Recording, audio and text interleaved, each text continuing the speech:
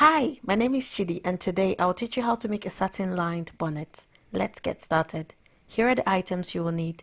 2 A4 sheets, a tape measure, clear tape, pen, a piece of rope or thread, half a meter of satin fabric, half a meter of cotton fabric, and fabric weights. Let's get started.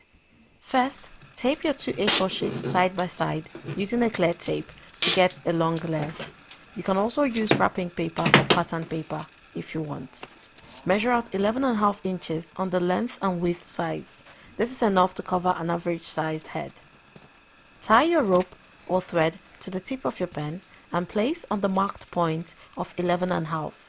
Keep the thread straight and use your finger to hold down the thread at the apex. Now move the pen and follow the movement of the thread till you get to the other marked point. Next, cut out the pattern after indicating the size for future reference. Then place your pattern weights on the pattern and fabric and cut out, leaving 1/4 inch to the sides. After then, place the cut satin pattern on your cotton fabric and use pins to hold them in place. Ensure that the matte side of the satin fabric is on top and not the shiny part. This is very important.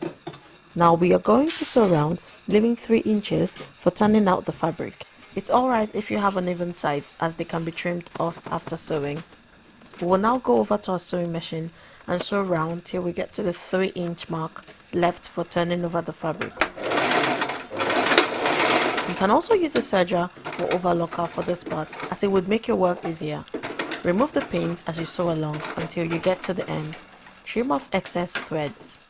Now trim off the excess sides as earlier mentioned and turn over from inside out. Iron to smoothen and remove all creases. Measure out your preferred size of elastic band by tying round your head and adding 1/2 inch before cutting out. Top stitch the circle fabric, leaving about 1/2 inch for your elastic band. When done, pass a safety pin through both ends of your elastic band and tie one to the opening while passing the other through the other side of the opening. Pass the elastic through till you get to the front and unclip the safety pins. Try on and trim off excess ends. Seal the edge of the elastic with a lighter or fabric glue. Sew the edges of the elastic by placing one on top of the other using a zigzag stitch. Next, top stitch the opening and we are done. Here is the finished product. I hope you enjoyed this tutorial.